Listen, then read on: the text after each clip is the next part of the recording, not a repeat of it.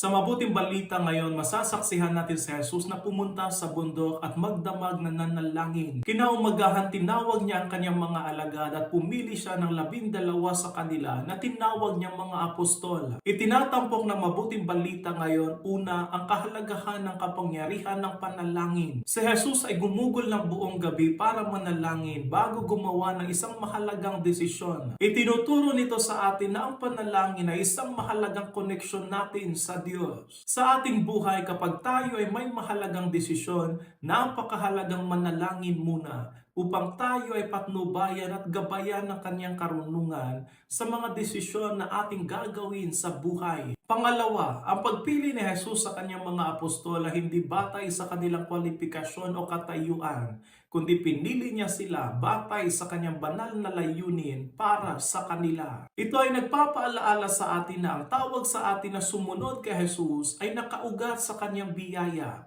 at hindi sa ating mga kakayahan. Tinawag tayo upang maging banal sa pakikibahagi sa kanyang misyon. Bilang mga tagasunod ni Jesus, maging madasalin tayo dahil ipapadala niya tayo sa mundo ayon sa kanyang layunin at plano.